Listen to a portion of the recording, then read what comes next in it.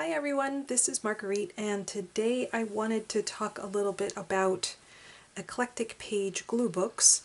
This one was an example of one I've done in the past where I've just kind of taken a bunch of random different types of paper and bound them together with this Zutter Bind It All.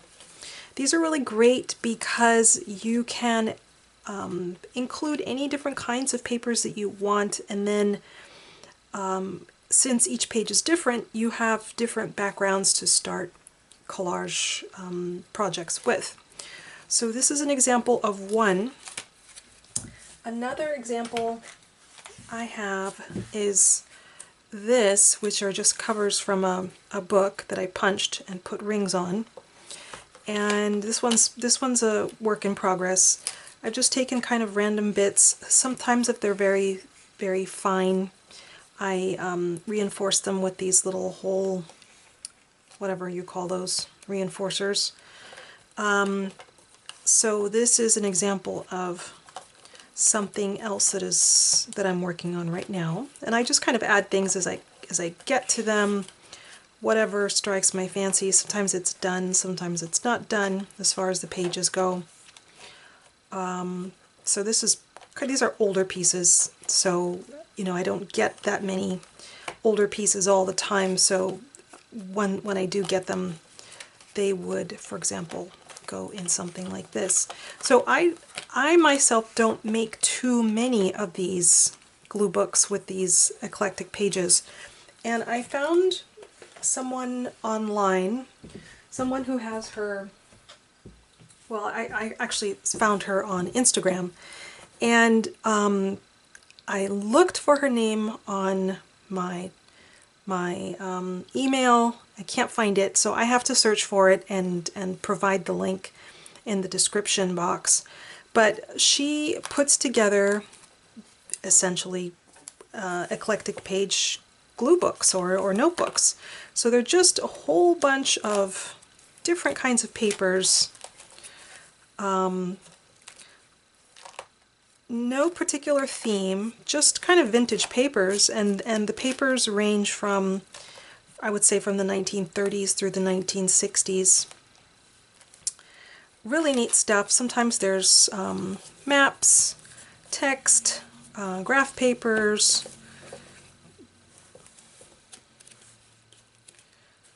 There's a map. So these are lots of fun as glue books. I have a lot of little scraps on my table, and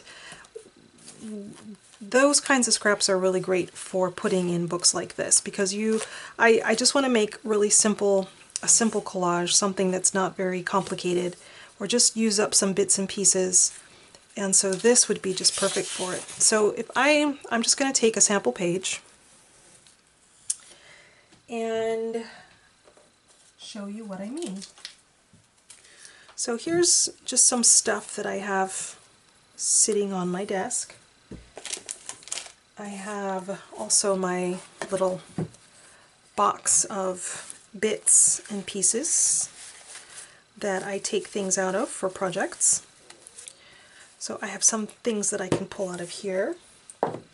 But let me start with these. These were left over from other projects, I should say. And I don't want to cover the entire page because, again, I already like the background. So I'm going to try and do something with this. So looking at what I have so far, this is similar to this, so I'm not going to use that. I see that I've got kind of this pink, peach color here, and again that light pink color. So let me look for something in here that might match with that, or something else entirely. This might be interesting also.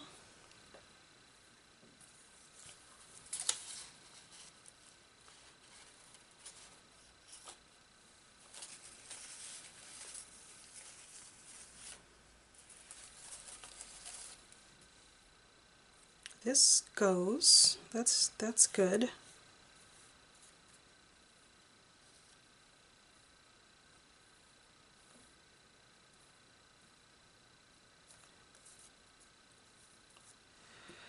It's already getting too busy.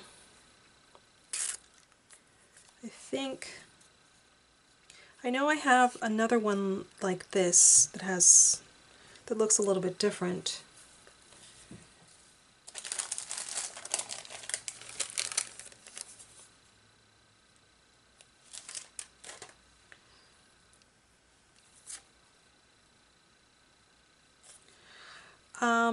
I think I want to keep it this simple. I think I just want the background to show.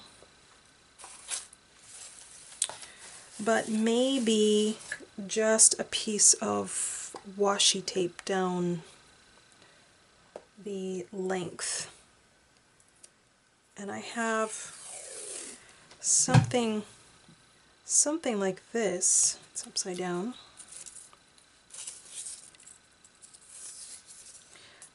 I like the kind of cursive writing, so it would go like that. So let me cut this off, move these over.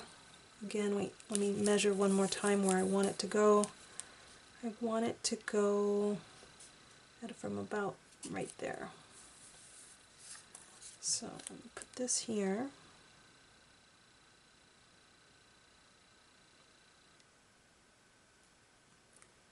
Okay. I'll cut that off in a minute. So this is going to go here, this is going to go there, this here, and then this underneath here. So that's it. That's this collage. Very simple. I could go on and add more things, but I have 300 and some odd number of pages in here, so it's not necessary for me to add more. Alright, so I have glued down my pieces, or actually in this case I've used some double-sided tape on a few of these pieces. And for the back side I've set aside a few bits of paper already that I have in mind. So this is a sticker, so this is just going to go like this, but I want to just position it first before I put it down. Some pattern paper. What's good about this graph paper is that it keeps me very much on the line, so I'm not getting crooked. Got a piece of text.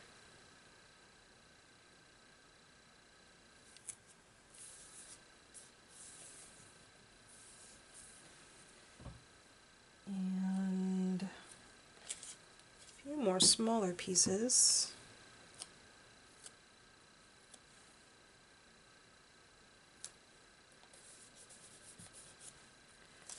This is very thin, so I need to use glue stick. So let me do that first.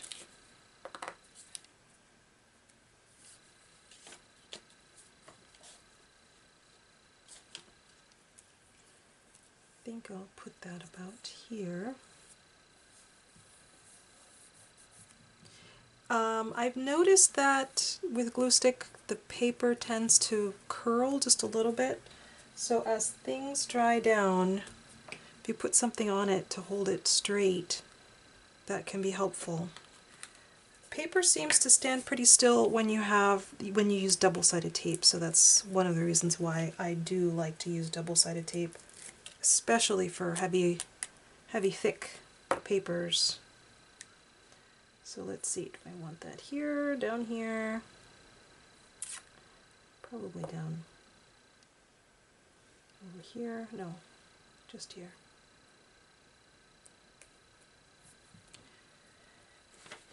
And then I have this really pretty postage stamp from Australia with a pretty ship on it, and that I wanted to stick on this side over here.